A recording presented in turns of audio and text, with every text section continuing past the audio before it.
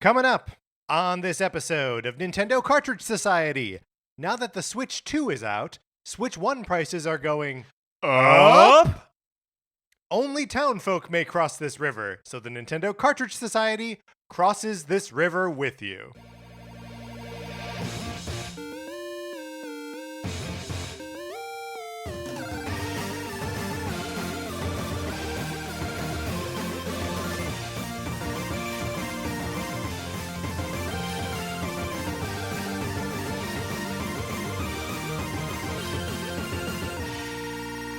Welcome to Nintendo Cartridge Society. My name is Patrick Ellers, and I am joined, as I am always joined, by my co-host, Mark Mitchell. We've got a good show for you today. We're going to be talking about the news from the week, including Nintendo prices going up. And then Up? Yep. Thank you, Mark. One more time. Up? And then on Thursday, we are talking about our favorite budget Nintendo games. So even though prices may be rising, going up, we are keeping our eye on budget games from Nintendo. But Mark, in the meantime, how's it going? It's going great. How are you, Patrick? I'm fine, thank you. I would say I'm okay. You know what I mean? Sure, yeah, solid okay. Beginning of the week comes in hard. Yo, yeah, it's Monday when we're recording this.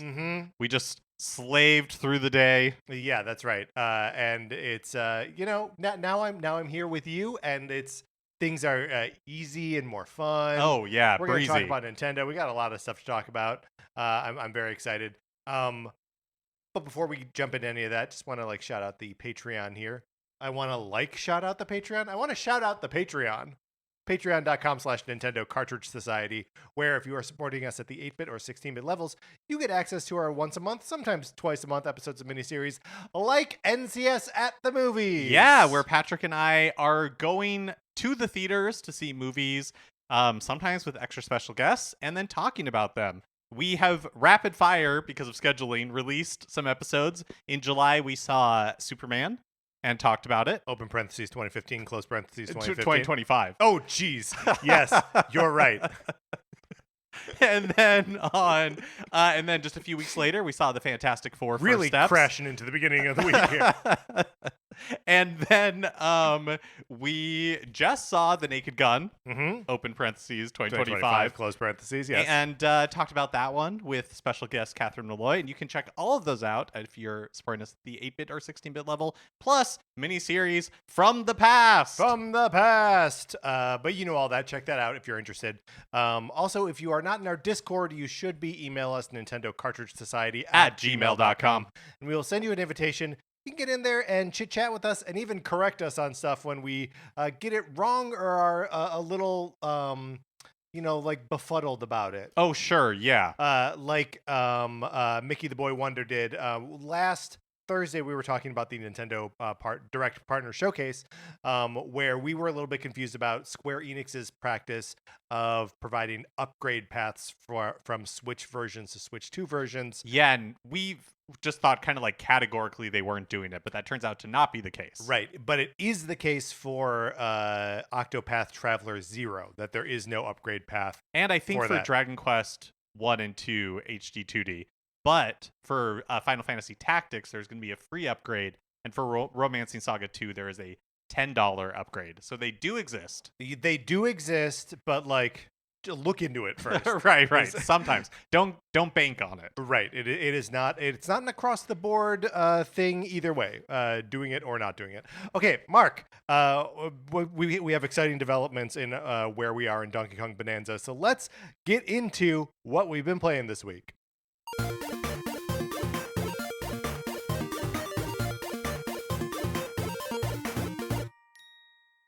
Okay, should we hold Bonanza talk till the end of this segment? Yeah, I think so. So I think like we did last week, we'll talk about our experience with Bonanza at the end, and we'll put a timer on it, so that way if you don't want to be spoiled, you can skip forward.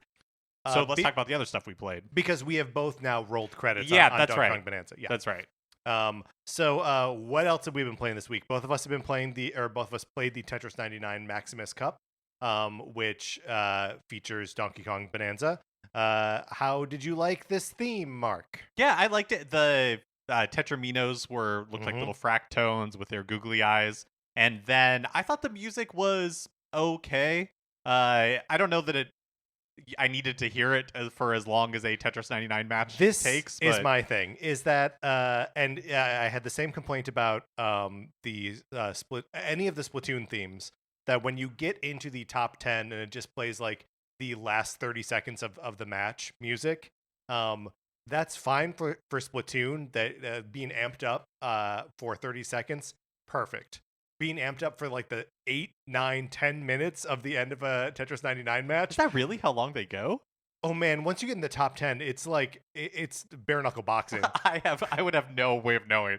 I have zero clue. I think when I make like top 20, I'm ecstatic. Yeah. So I think in this one in the Donkey Kong Bonanza theme, the first music that it played was just the Kong Bonanza, and then the second one is Zebra. Which I love the Zebra Bonanza music. I do too, but like It's a long time to be hearing listening it to it. Yeah, because normally it's like 16 seconds of Zebra music. But so like the night that I was like working on unlocking the theme, I was just like trying to like go to bed afterwards, being like Zebra, Zebra. But yeah, a fun one that I will probably revisit at some point in the future. But Wait, so what is the top 10 one? I think the top 10 one is the ostrich. Oh, okay. Music, which isn't as catchy as. Yeah, for sure. Or maybe it's the reverse, and it starts with the ostrich and ends with the Kong Bonanza one. Really, the only one of those Bonanza songs that like sticks out to me as different than the other ones is Zebra. Yeah, that's my favorite for sure. I also played Dear Me I Was, which we talked a little bit about last week. So this is the game from Arc System Works that I can't remember how much it was, $8 maybe. Yeah, I think $8.99. Yeah, and they say that it's a short experience. So it is maybe like 40 to 45 minutes, and it's not even really okay. Yeah, and it's not even really a game. There are moments where you interact with the screen. Like at the beginning of each chapter, you have to click the different items that are on like a breakfast tray. That's kind of like how every chapter begins. But it's really just like it's broken up into like 9 chapters with a prologue and an epilogue. So like 11 little vignettes in total. And it's really just the story of this woman's life told in vignettes from childhood to her old age. And she's an artist. And so there are like, she's like sketching or looking back on drawings that she's made and just reflecting on her life and memorable moments in her life.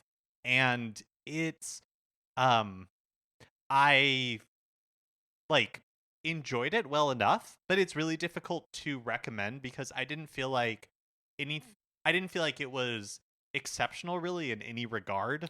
Sure. Like, well, I mean, how about that art style? Like, it was nice. Did that shine through? Okay. Yeah, I mean, like, I thought it was a nice experience, but it just didn't feel like anything particularly remarkable to me. Like, I didn't feel like it had anything particularly unique to say, or like even like a particularly unique way of saying it. And so I mean, I will remind you that when Arc System Works revealed this game, the part of the copy in like the announcement was, in this story you will relive the life of a certain woman, experience joy, sorrow, and growth through her ordinary and humble life. Witness the story she weaves in a life interconnected with others. Yeah, I mean, I'm not mad. Yeah, no, like, I mean, I'm not suggesting that, it delivered exactly what it promises. I'm just saying, like, I'm not telling people to rush out and buy this thing. If that sounds of interest to you, I enjoyed the 45 minutes that I had with it. Man, that's so but fascinating. It's not something that I would really like return to. Like, you can open up after the fact. You can watch just specific chapters. Like, that's like a feature that unlocks afterwards. And I don't really know why you would do that. Is it voice acted? No, it's just music. Oh, okay. Yeah. So is there even text on the screen, or outside of like the opening chapters? No, or not the opening chapters. Outside of like the chapter like titles, there isn't really. And so it's just told through music and like visuals and then at the very end there's like, while the credits are rolling, there's a song that's sung over the credits. So yeah, it's nice. And it's exactly what they promised it's going to be. But I wasn't if that sounds of interest to you, then Sure. it's like worth picking up. But It's otherwise, not it's something not. you can be evangelical about the same Right, way that you are exactly. with like a Famicom Detective Yeah, I didn't Club. feel like it's like necessarily even like a hidden gem or anything. I'm really curious about the genesis of this project. That's the thing that's most interesting to me. Yeah. Is like, why was this made? It feels like it was somebody's like passion project, but I think it's really cool in some ways that Arc System Works was like, yeah, we're going we'll to put that out. Yeah. we're gonna like pay people to make this thing, and I don't know. Yeah. Anyway, so that seems the most interesting part of it to me is like, how did this come to be? I bought this, and I didn't turn it on, but now that I know that I can like get through it in an hour, Oh I'm yeah, like, yeah, and really like, yeah, like I think it's 40 minutes, maybe 45 minutes, because there's not even anything for you to like meander with. sure. Right? It's basically like, I guess you could choose to not push the buttons when it asks you to, and then just kind of like sit on a screen with nothing happening. Sure, But but it's I mean, not like there's like diversions for you to like. that's like mess saying around that with. like a movie could be 8 hours because you could pause it Right. or rewind. Yeah. So yeah, it's very brief. You can experience it very quickly. I played the Adventures of Elliot, the Millennium Tales demo. This was the game that was part of the partner showcase last week. That is the like HD 2D sort of Secret of Mana-esque style game. And what I played, what was available there is really quite fun. There's some kind of like clunkiness in the way that like you have these abilities.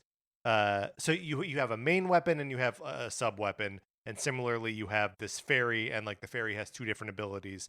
And to change out your sub weapon or to change out your fairy abilities, you have to like go into this menu, like toggle over to the thing, select it, assign it to the right button, and then like execute it. And it's just not fast enough. Like it feels like something that's really hurting for the Secret of Mana like ring menu system or something, anything to make this happen faster. But like overlooking that, or if they find a way to fix that sort of stuff, like the combat was fun. The sort of like platforming exploration elements were really fun. The way you use magicite to upgrade weapons and like get new abilities, really fun. The demo goes for also maybe half an hour, 45 minutes. So I totally recommend people check it out, because it may, and they're doing a thing where they're soliciting feedback. So I'm anxious to tell them what sorts of things I think should be changed.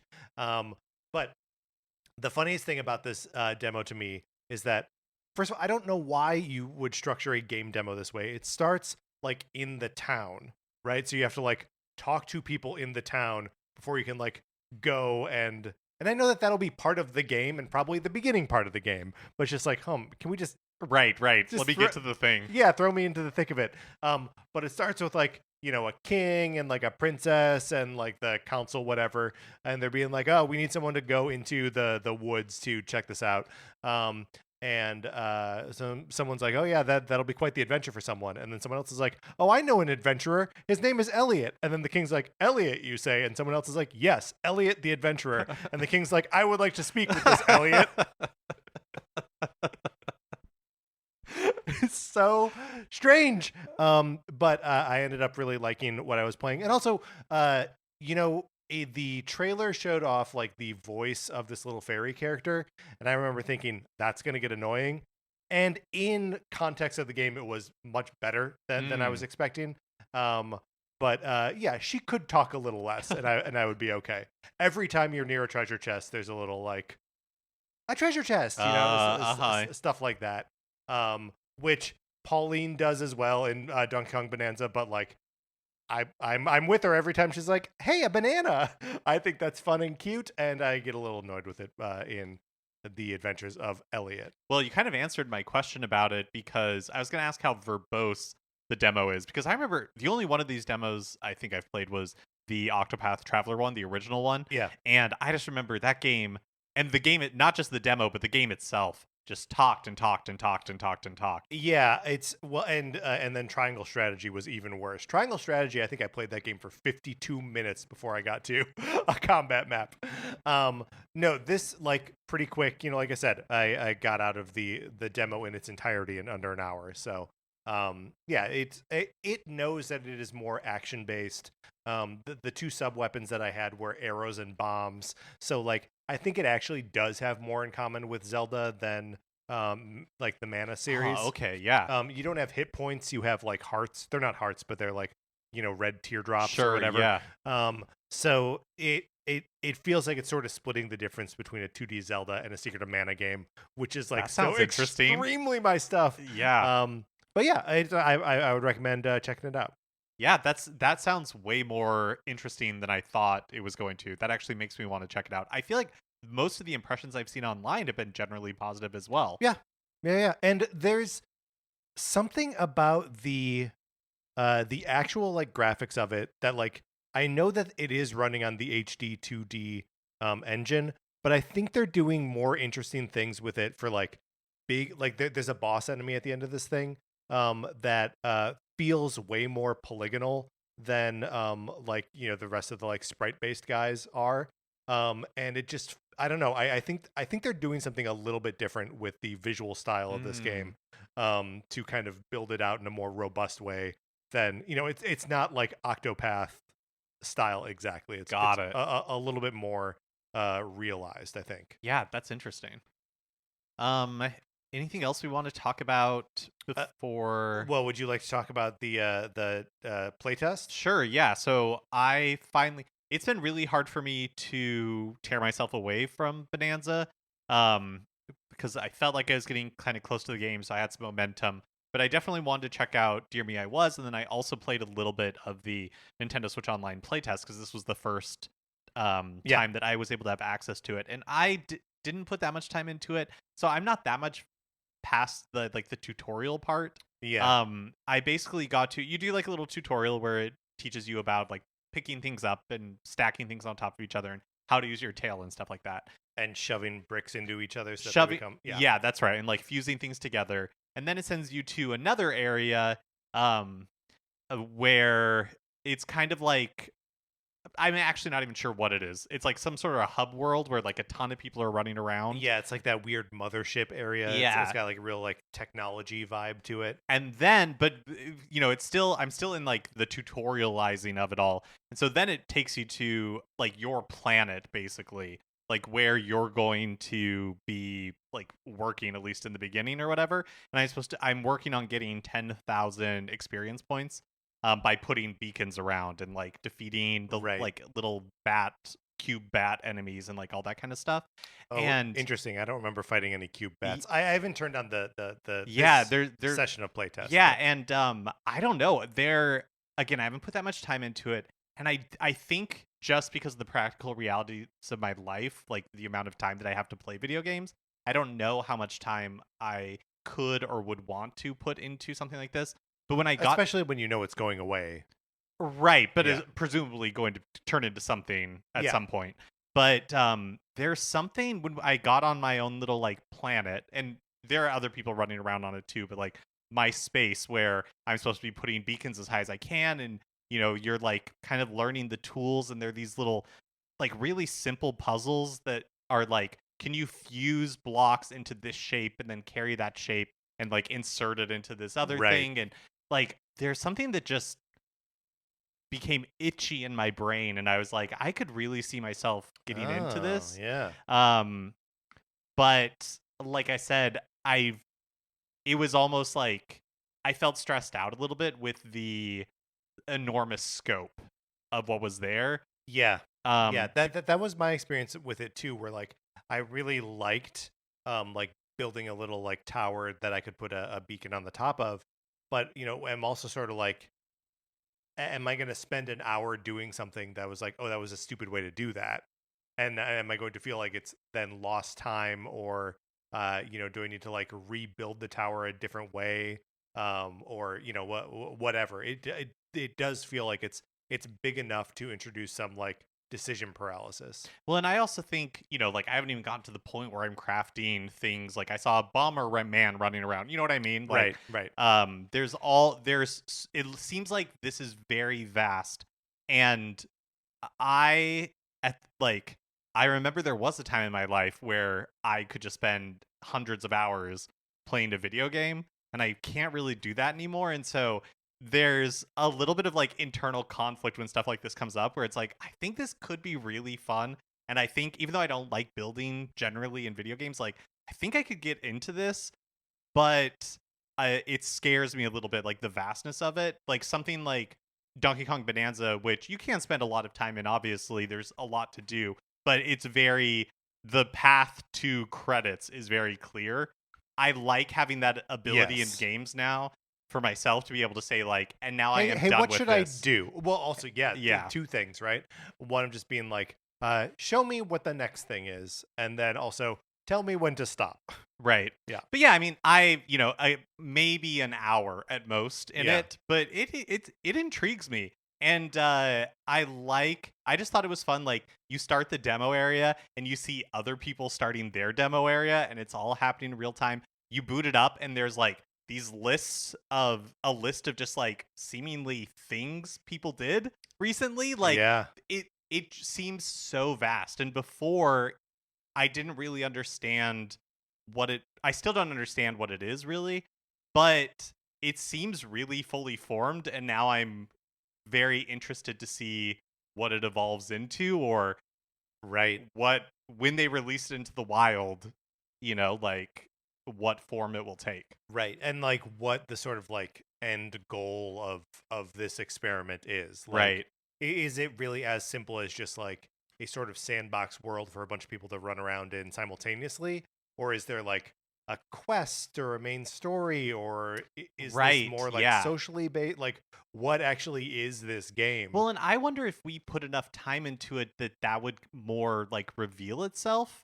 Like I really don't know. But I also wonder if it's just like, this is basically what it's going to be, and then it'll become a part of Nintendo Switch Online. So the people that are really into it stay subscribed to Nintendo Switch Online. Sure. Anyways, I thought it was really interesting, and I want to go back to it, but we'll see. There's like a week left in the playtest, so maybe I will end up going back to it a little bit. Yeah, it remains a fascinating mystery. I do like that, like, you can spend some time playing it and be like, I understand it less now, maybe.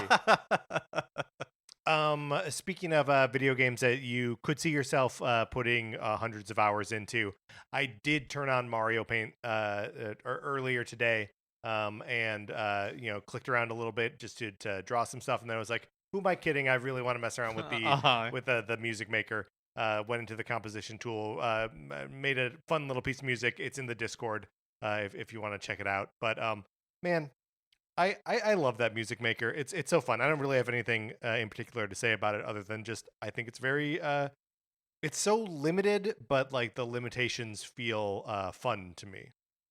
Yeah, I have not really messed around with Mario Paint at all ever in my life for the most part. I did want to point out when Mario Paint was released, we talked about can you use a USB-C mouse with the Switch? Oh yes, to control it, because famously Mario Paint also had a Super Nintendo mouse, right, that you could use to control it. And Virtual Boy in our Discord did some scientific research. They plugged a mouse into the USB-C port of their Switch and confirmed that it does work. Okay, so that's good, because Nintendo had said a USB mouse will work if you plug it into the dock. So good to know that USB-C will work plugged directly into the Switch.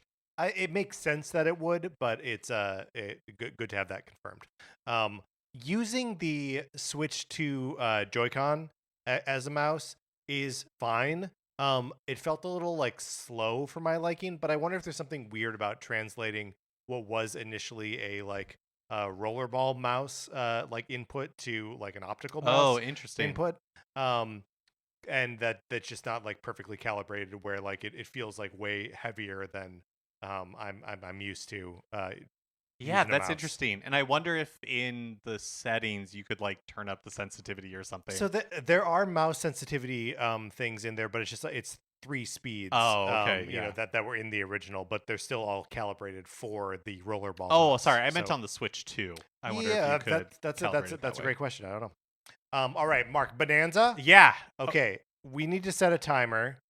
5 minutes, Yeah, let's do 4 minutes, no, let's do 5 minutes because 5. Okay. I think of. Hey Siri, set a timer for 5 minutes. Okay, so if you don't want to hear us talking about Donkey Kong Bonanza, because we got to the end of the game, it's going to be a spoiler, Yes. a spoiler fest. So jump ahead 5 minutes, because as soon as the timer goes off in 4 minutes and 50 seconds, we are going to stop talking Right. about it. So Mark, I know that you hitting the feast layer, which is the sort of like fast food amusement park that you were feeling like a little like weighed down by the game at that point. Kind of wanted it to be over. Yeah, I was Yeah. feeling just like bored almost. It's Sure. just like I can't believe I'm doing this again.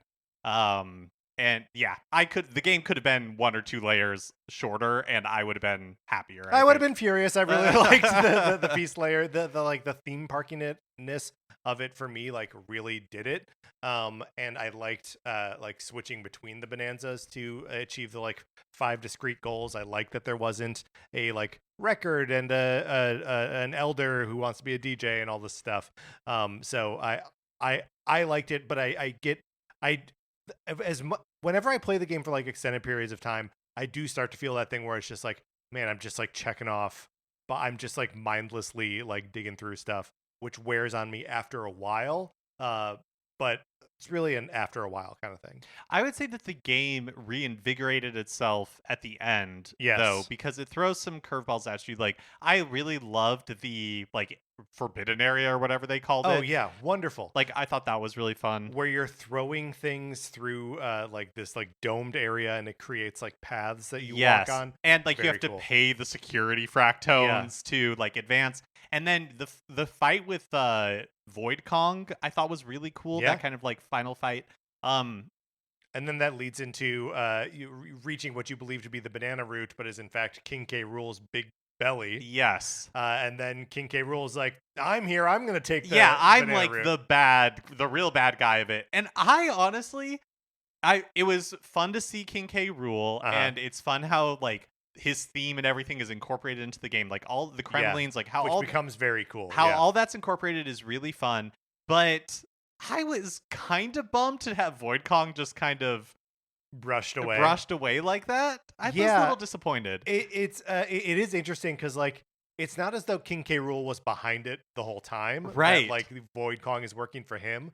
Like K. Rool is seemingly on this mission on his own, got stuck, and then when he encounters Void Kong, he just like smacks him into oblivion. But like, I'm assuming like, are all of the little stone crocodile things we've seen throughout the game supposed to be? I think so. Yeah, they're supposed to be Kremlings that yeah. had turned into gold because of the gold like banana root thing? Yes, right. Okay, but 2 minutes, Mark. oh Keep yeah, going. when you show up, and so I was like, okay, but then when the like final area of the game is New Donk City.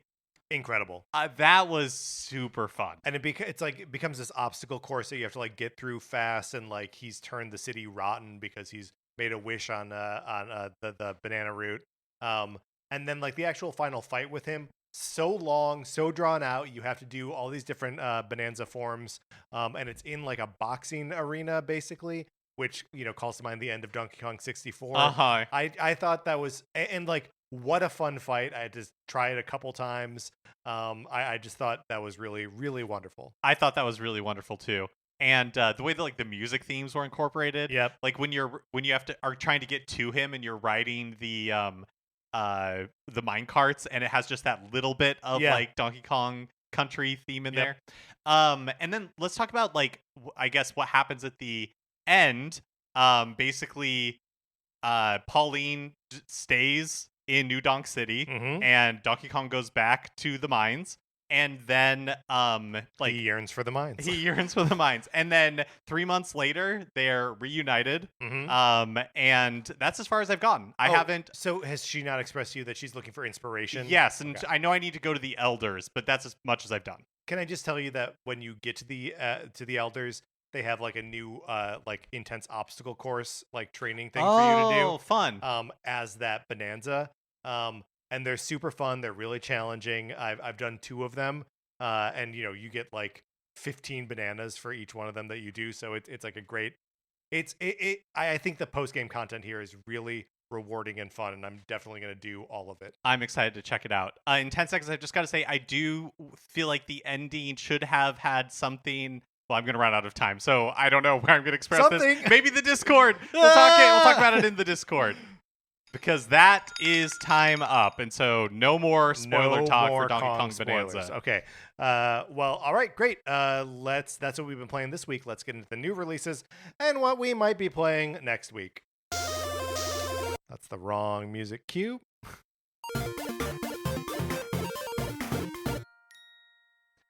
Speaking of music, let's check in on Nintendo Music. Pilot Wings 64, and Pilot Wings Resort all released. Yeah, another multi-game drop. Is this the new normal? Well, last week was Mario Paint, right? Oh yeah, that's true. But it was Mario Paint, and then also Mario Paint the game. Both launched.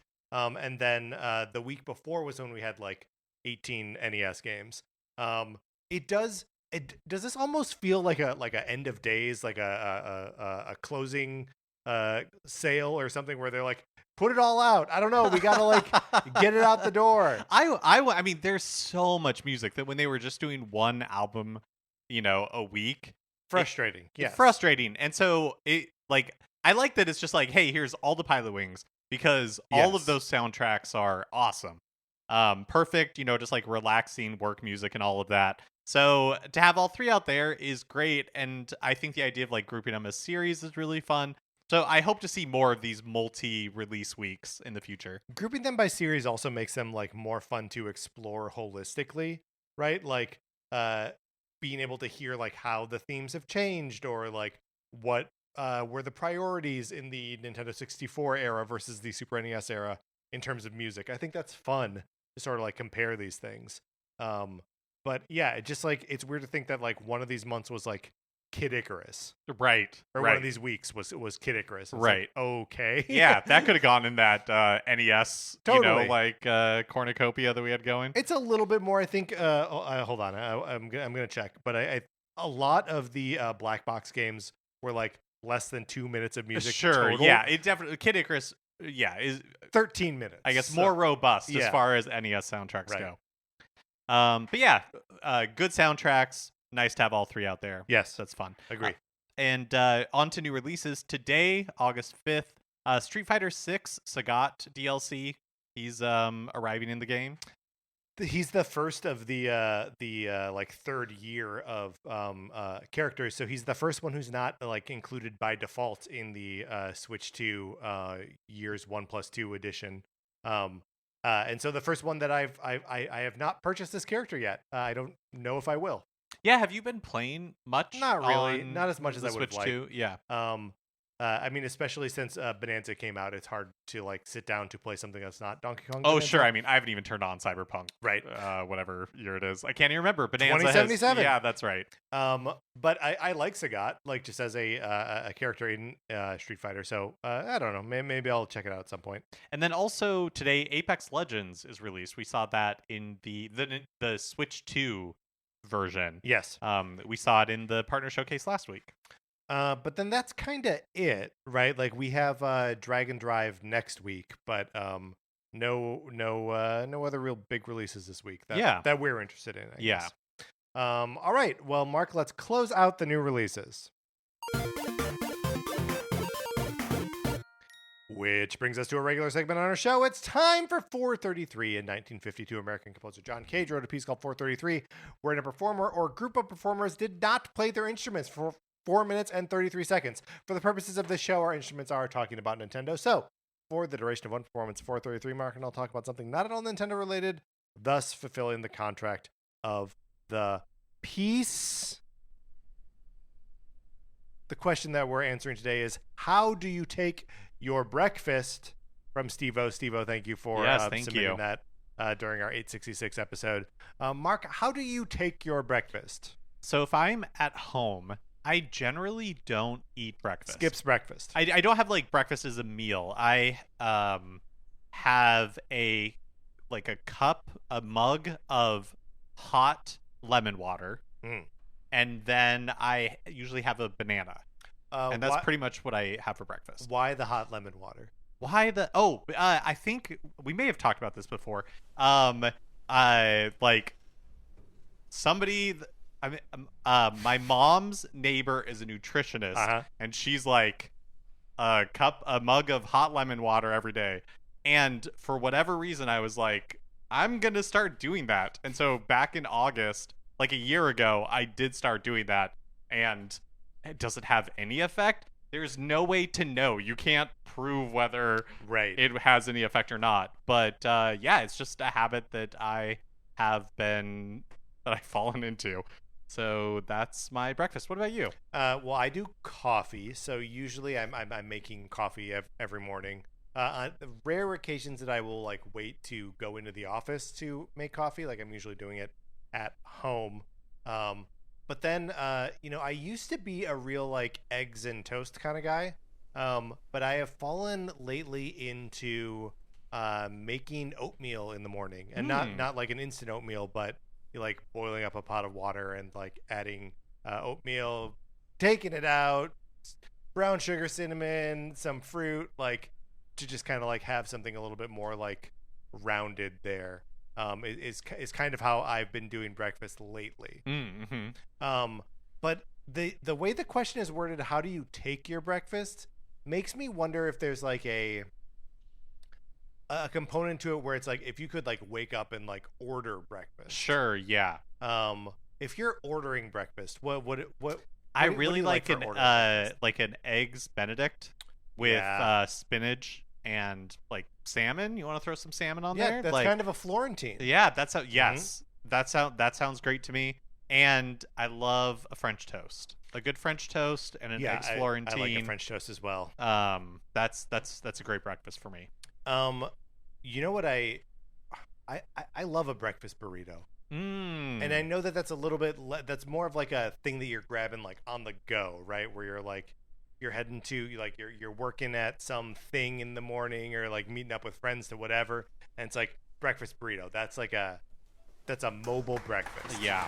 I feel like I was just being applauded for the concept of a mobile breakfast.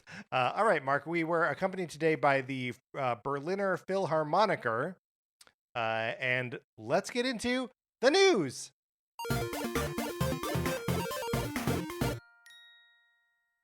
Nintendo released their latest quarterly financial results last week, and with it we got official updated sales numbers for the Switch 2 through the end of June. So this was launch month.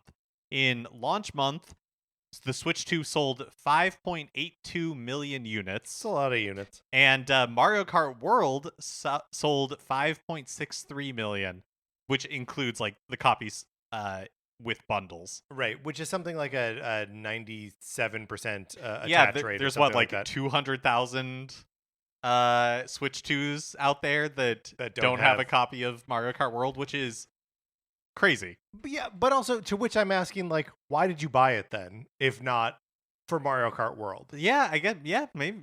Good point. I mean, unless people were just like betting on the future and being like, I don't need Mario Kart. It almost feels like an undercount somehow to me that like they missed some Mario Kart World sales.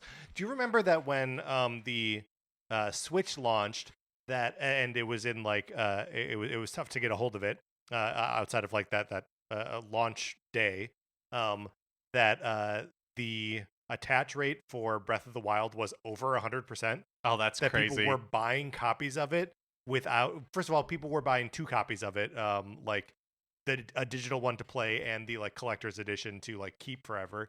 But also that like people would buy the game and just wait to get in their Switch. anticipation of getting a Switch. Yeah, and it's not even because I did hear this repeated on a different podcast. Someone say because it was also released on Wii U, it is not counting the Wii U versions of the game. The Switch version of Breath of the Wild in the first couple weeks outsold the Switch. Wow. But that's not, for whatever reason, not quite the story with the Switch 2. For now, Nintendo is sticking to their forecast of 15 million Switch 2s sold through the end of March next year, which seems doable. Yeah, totally. Given how much they sold in a month. For fun, just the Wii U sold 13.56 million units in total over its entire life. Right. So they're predicting that in less than a year, the Switch 2 will outsell the Wii U in its entire lifetime. Last quarter, the Switch 1 sold 0.98 million units. So almost a million units. Almost. Yeah. And has now sold 153.1 million units total. Which is it's a lot. That's a lot of Switches. Yeah, the DS is at 154.02. So the Switch at this point Probably basically guaranteed to become Nintendo's best-selling hardware ever. Although it's got to sell another million, right? Which means, well, okay. So when you say the Switch 1 sold another almost million, in what time frame? Just the last quarter? That was last quarter. So the past 3 months. Yeah. Yeah. So by the end of the year, they will likely. Yeah, probably. Yeah. Although it might get a little tougher to sell Nintendo Switches, at least in the US and Canada, because the price of Nintendo Switch consoles, accessories, amiibo, and even the Nintendo Sound Clock Alarmo have all gone up in the US. The Switch 2 console and Switch 2 game prices remain the same, but some Switch 2 accessories have also increased in price. Yes. So just let's run down some of the pricing, at least for like the 3 standard versions of Switch, because I think that's the most like illuminative part of it. Yeah, so the OLED is $400 now, previously $350. So now $50 less than just a Switch 2. Right. Standard Switch is $340, was $300. The Switch Lite is $230, was $200. Right. So it's largely like 10% plus a little more, right? Is sort of the pattern here. And this is just all got to be tariff stuff, right? That they're just like hoping to absorb some of that cost of importing things into the US. Yeah, I think 100%, especially because I think outside of the US and Canada, they haven't raised prices anywhere else. Right. For the Switch 2, a Joy-Con 2 like pack is now $100. And look, it was $95 before, so which is basically $100. Yeah, already, it was never cheap, but there's something about that $99.99 price point that's just like, that is crazy. Yeah, for a set of Joy-Con. It's a lot. Yeah, it's a lot. It's all of this stuff is, you know, you never want to hear that like a console is in its 8th year increasing in price. Like that feels insane. But it's kind of just like, I don't know, it's indicative of a bigger problem in the world, a Donald Trump shaped problem that sucks. And like, I don't know, I don't have any like video game specific observation to make about this, because it's just like all bad news. And like, you know, Sarah and I recently bought a house, and we've been doing like renovations and stuff, and we're done making purchases for the house now. Like we have bought our new windows, our new tile, our new bathroom fixtures, like all the stuff that we're gonna buy, with the exception of a washer and dryer, which I know is gonna be more expensive now. But like all of that is done. It's just like the labor now. And you know, if that were 10% more expensive, it'd be ruinous, you know.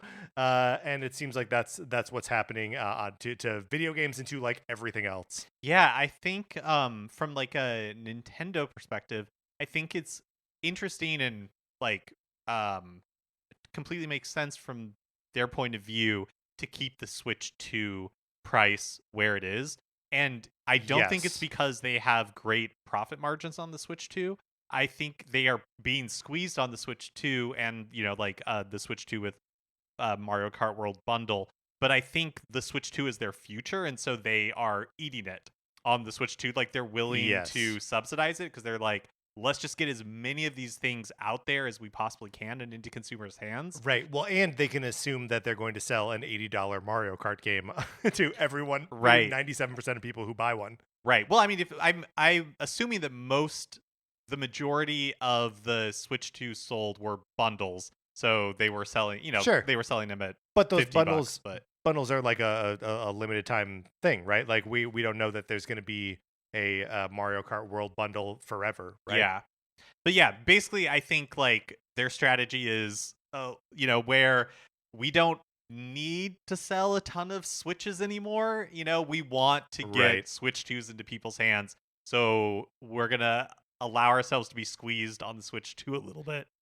Yeah. Excuse me. And then try to make it up everywhere else. It's also like there are parts of like the the narrative around Switch 2 and Mario Kart World was this thing's too expensive, or like it's crazy how high this price is, and whether that's you and I were like, yep, seems right, okay, whatever, and obviously 6 million people were also of that mindset, but like for as much as they can like ignore that narrative if the price is staying where it is, I don't know that you can really ignore the narrative if you were to add 10% onto it. Well, especially when you see other companies, we don't have this in the news, but like Xbox was like, "Hey, remember when we said Outer Worlds 2 was going to be $80? Just kidding. Yeah, We're they not backpedaled. doing that." Yeah. So Nintendo is now out here on an island with an $80 Mario Kart World, and Yeah. nobody is joining them. And I do wonder if they had the opportunity to do it again, knowing what they know now, if they would have been as aggressive with the price. But that makes me think that the bundle is going to be around for a longer term to try to interesting. drive Yeah. the value of it, to be like, you can get this game and not pay the $80. Because I mean, I think everybody's getting squeezed from totally. all sides. It's also worth pointing out that like, while Nintendo is out there on an island with like this $80 game in Mario Kart World, it's not as though all of their releases are $80 games. Right. That's the only one. That's the only one. And so far. If we're not counting like Tears of the Kingdom Switch 2 edition as like a full package, like that. Yeah, totally. If you were to buy that, totally new, that would be $80. Oh, and I guess like the Jamboree and Jamboree TV and Kirby plus the thing together is $80. Yeah. Because I own both those games, am viewing them as both like $20 upgrades. And I think a lot of people kind of do that same math where they're like, well, if I wasn't interested in it in the first place, I'm not going to pick it up now when it's $80. Right. Or you'll get the like original version of it on sale or used or something, and then pay $20 to upgrade it. So that like Metroid Prime 4 is not $80. Kirby's Air Ride, I think we can assume will be $70. That like Mario Kart World is the only one that is like purely like that. You need to spend, if you're not getting it in the bundle, $80 to get it. Yeah. But even, we talked about the specific prices, but like the Joy-Con for the Switch 1 went up, the Pro controller went up, the NES controllers, the Nintendo 64 controller, the Super Nintendo. The NES controller pack for those two NES controllers, $70. I didn't realize they were $60 before. I thought they were cheaper. Which like that's a lot of money. $70 for two NES controllers. I imported those the Famicom controllers, and I think I spent like $80 total on it with shipping from Japan, Yeah. This seems crazy. Is my memory faulty? Like with the Switch 2, even though we didn't get console pricing, did we know accessory pricing before that? Like maybe. Like was the Joy-Con 2 announced at $90, and then when pre-orders opened they were like it's $95? Or did we just assume that was the case? No, I think that's right. Okay. That like we had gotten like pricing on all of the accessories, and then like the next day Nintendo was like, market maybe conditions, not. We're gonna bump some of these up. Yeah. So again, that was, and I think that's where the amiibo go from those big amiibo go from like 20 to 30 or 25 to 30 or whatever. Yeah. So from April to August, like a set of Joy-Con 2 went up $10. Yeah. More where Nintendo was planning to. Yeah. Like originally priced them. So like 15%. Yeah. Yeah. Great. Prices are also up in Canada. Really, really frustrating stuff. Yeah. And like I know that that's just like the tip of the iceberg, both in terms of like the economic impact of Donald Trump and also like uh just the impact of him in general. But like, God, I hate that guy. Prices are also up in Canada, including you know, we're not seeing in the US prices on games increase or prices on Nintendo Switch Online, but in addition to like console price increases, accessory increases, Japan is also seeing game price increases, and also the cost of a Nintendo Switch Online subscription is going up as well. You had sort of alluded to it, but the Alarmo is now $110 when it was $100. Our poor baby Alarmo. Poor Nintendo Sound Clock Alarmo. Crazy that they can charge more for it. Yeah. Are people? I mean, what? We'll never know what their expectations are, or even like how many of these things have sold. Yeah, we'll never have any idea. Yeah. And yeah. We'll just never know. We'll just never know. Sort of lost in the excitement of last week's partner showcase, Nintendo dropped an 8-minute video detailing features for the upcoming Dragon Drive. 8 minutes. Yeah, I'm gonna be honest. I did not watch this. I did. I feel like that's more than I will play the game. I just don't care about Dragon Drive. I just don't have any enthusiasm for it. Maybe I'll do this demo over the weekend, but I'm not gonna wake up at 3 a.m. To play it. And I don't think they're asking you to. I know that's one of like the windows, but there are several for that very reason. What's weird about Dragon Drive is like as they're showing it off in the video, like the different ways that you can do like trick shots or like do little tricks off of like the half pipe ramps. Like some of that does seem like interesting or like fun to kind of like perfect, and I wonder how like intuitive that is, or like how responsive it feels to be using 2 mouse controllers to like operate these things, or if it's just gonna like feel sloppy and like you'll pull off a trick and be like, oh, I can't believe I actually executed that.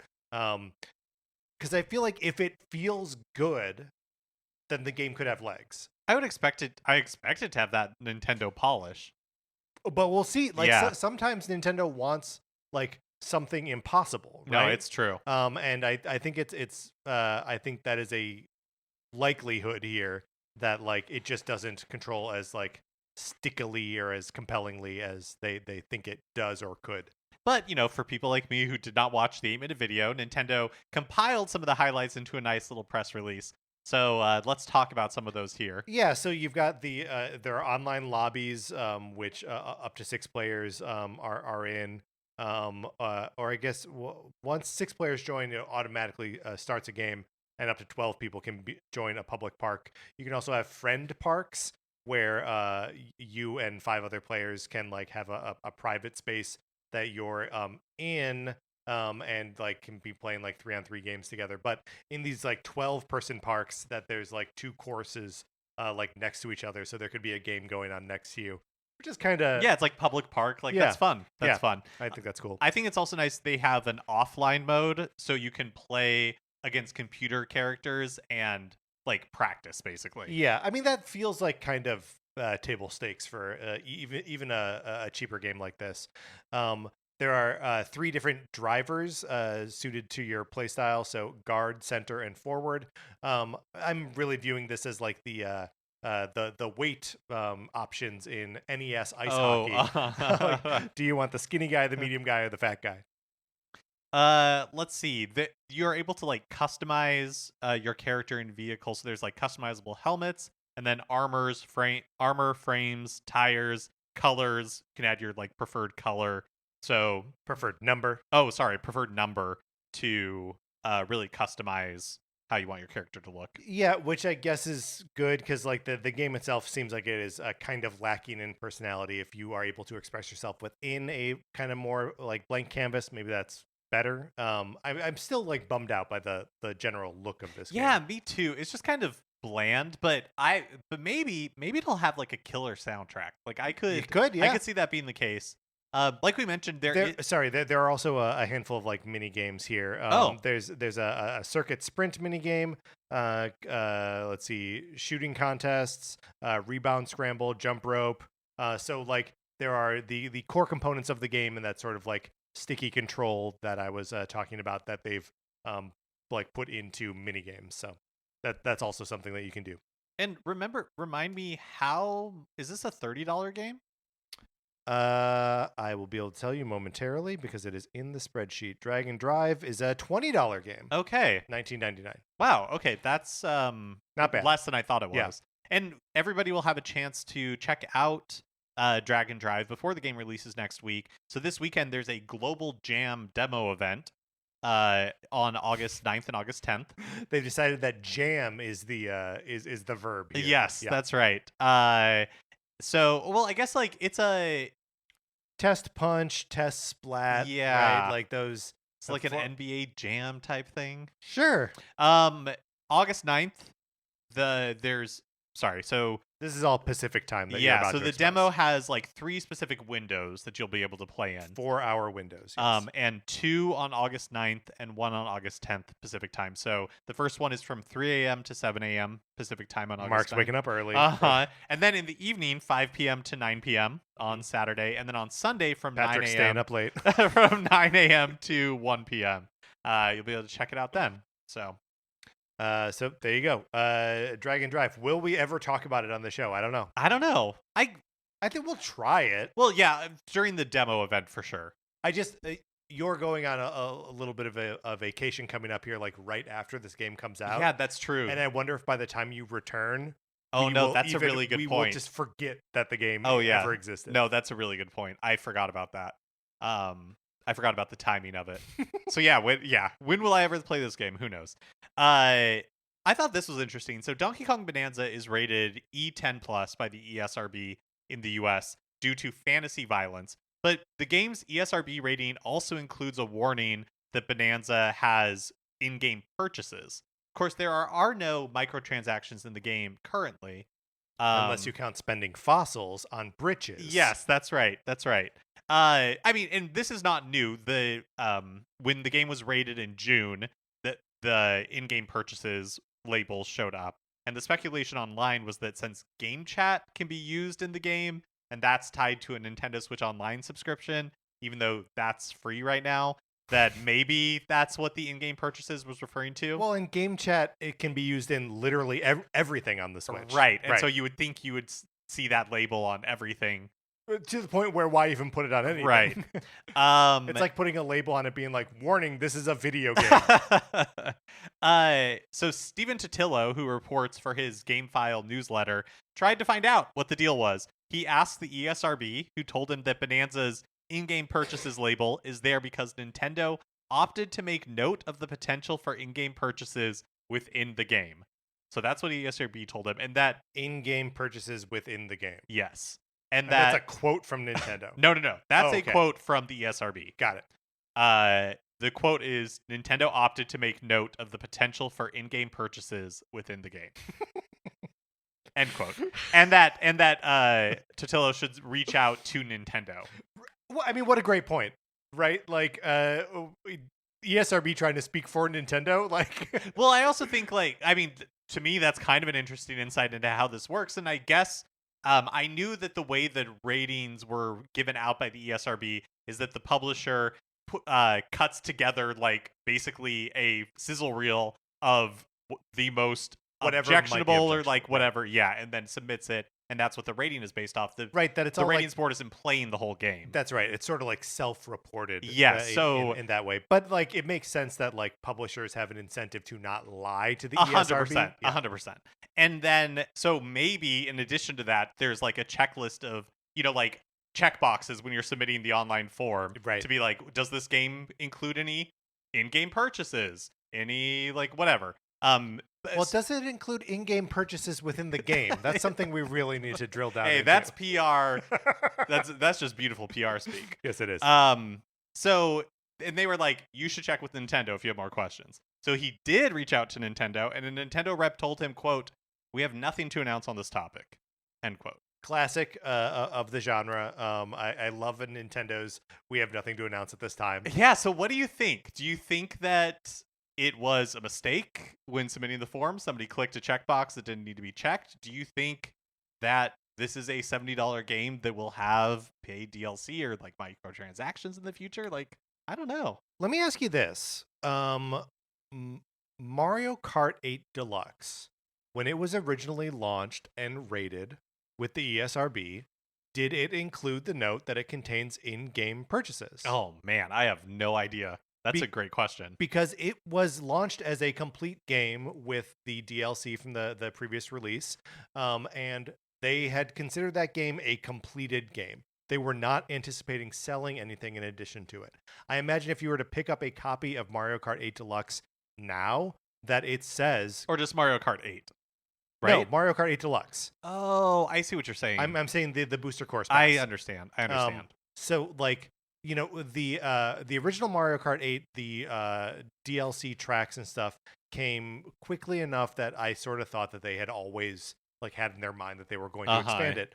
But like that it was obviously not the case with 8 Deluxe when they launched it. They thought that was a done like compilation game, a greatest hits already, that like there's no way they were going to add stuff into it.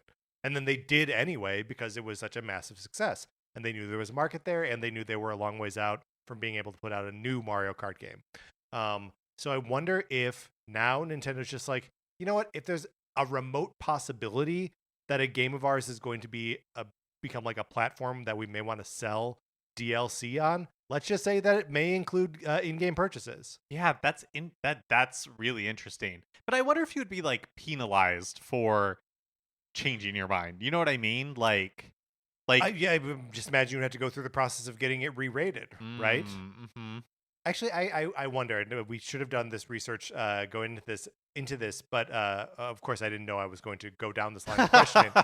Like if Mario Kart 8 Deluxe has this as part of its rating now, Right. or if it always did, or if it never did and still never does and still doesn't. You know? Well, and is there a difference between because like, can you actually purchase? It kicks you out to the eShop, but like Right. that's so does always that count? That's always the case for Nintendo, though. Right, but you're no, that's true. That's true. Even when Like in Smash. yeah, I was trying to think of a game that on Nintendo Switch that has in-game purchases. And the only thing I can think of is when I had Just Dance 2020. But even that, I think it would kick you out to the eShop to buy like dance coins or whatever the currency is, and then bring you back into the game. So you're right. Maybe there's no distinction between like purchasing through the eShop and that would as be long as my you can be thought. like funneled from the game to the eShop. Right. And that's my thought. But yeah, interesting. Could I also think it's totally possible that it was just a mistake. Sure. And then Nintendo's like, we're not gonna say it was a mistake. We're just gonna say we don't have anything to talk about with that. I would be surprised if we got DLC for this game. Like I would be surprised if it was paid DLC. If we get Yeah. like Luigi's Balloon World type thing, sure. that wouldn't necessarily surprise me. If like in a few months there's just like another mode, that they announce like a small update to it. more Ramby races or something. Right. Yeah. Oh, spoiler, I guess. No, it's in the trailer. Oh, yeah, great Yeah, point. it's in the trailer. Mario Kart World was updated to V1.2.0 last week, and here are some highlights of that update. There's a lot of changes, but we're just gonna talk about a couple of them. A lot of changes and a lot of fixes, just Yes. of known issues. But yeah, just a handful of things that we wanted to shout out here. So on the free roam map, when you gather all of the P-switches, question mark panels, and Peach medallions in an area, the colors of the various numbers will now change on the map. First of all, I love the way that this is expressed, the colors of the various numbers. So what it does is only when you have collected all of the P-switches will the number counting the number of P-switches you've done turn from white to yellow. Ditto the question panels and the Peach medallions. I see. So you don't have to collect all of them, and then the number changes at once. Then the various numbers don't change colors. Yes, Yeah. It is for each one. I see. The number counting them changes from white to yellow, but it is holistic the entire map. So really, it's just yes. It's not if it were like in this area. That's what I thought it was. That's what I thought they were talking way about. less helpful than you're thinking yeah. it would be. But it shows that they are like, there's not enough information. People don't have enough information when they're collecting Peach medallions. in the world, we should indicate when they've collected them all. And it's like, yes, now keep going. Yeah, and maybe they will. Maybe this was like, okay, we're doing a lot of work on the game still, and so it's on the roadmap. But for now, we're just going to implement this like easy change that we can do. We can get it out to users, to players, and then because I am still banking on, and if it's anything like the updates from Mario Kart 8 Deluxe coming 8 years after the game was released, but I do think someday, like, why is there not in the Nintendo Switch app like a companion app, like in the same way there's Zelda notes to help you out? I mentioned this when I was playing Breath of the Wild, where it's like, oh yeah, this would be a perfect implementation here. Yeah. They also decrease the probability of getting a triple dash mushroom in the low position whenever the item rules in a race are anything other than frantic. Yeah, so one of the I think driving reasons for this is right at the beginning of a knockout race, everyone in the bottom 12, maybe even more, like bottom 16, have had a very high likelihood of getting triple mushrooms, which then just turns that area into like an enormous cluster of like angry boosting, and like no matter what, it's going to be like a cloud of angry people in the last 16 places, but just adding a little variety so it's not all triple mushrooms is, I think, a very smart move. And then finally, increased the frequency of lap type courses appearing in the selection when choosing the next course in versus race and wireless races. So again, this is one of those things where like Nintendo is sort of listening to the complaint. People who are doing versus races and like local online wireless races, and people online in particular, are interested in selecting the next track in their makeshift Grand Prix that is not the version that involves the entire like intermission track between the two. Yeah, they don't want like the straightaway, like the travel part, right? Because it's just not as fun, right? And every track in the game has a lap version, right? And for some of them, it like the that Donkey Kong like Cyber Mountain, whatever it is a one-way course. But like even that has like its own little like lap divisions in it, and everything else is like a 3, 4, 5 lap thing that feels like a classic Mario Kart track that I think people really want to engage with. But it's really just like local versus races and like time trials where you can reliably do that. If you mix like any bit of randomization to it, the game like more often than not gives you a version of the track with the intermission. It's another place where it's like, it's cool you made these things, Nintendo, but like just let the player have a little bit more control over what they experience. Well, and I think with the first update, like the previous update, they doubled down on that. Right. When people, were asking them to do more of what they did here, like make the lap type courses more frequent, Nintendo like went the other way and was like, we're going to make it harder for you to choose lap type courses. Yes. So what my understanding is what people were doing is instead of voting on a course, they were voting on random because the odds were better that you would get lap type. And so Nintendo in the last update was like, well, now we're going to take away that option. Like, yeah, it's less that they took away that option and more that they folded the intermission tracks into that same randomization. So it just meant that you were no longer guaranteed if it picked the one that was lap version, that it wouldn't also include the intermission. But all of this is like really nitty gritty stuff where it's like, why not? If you could just do like lap versus, like lap course versus or lap course online, I think it would be a hit, and that's where all the player base would migrate to. Yeah, especially because like the intermission tracks or like the area between the tracks is so fun and so well implemented into Knockout Tour, and like people are playing Knockout Tour online. It is like the go-to interesting way to play the game. So like that feature, that part of the game will still be largely engaged with by an excited, energetic fan base that is playing Knockout Tour all the time. So like just have both.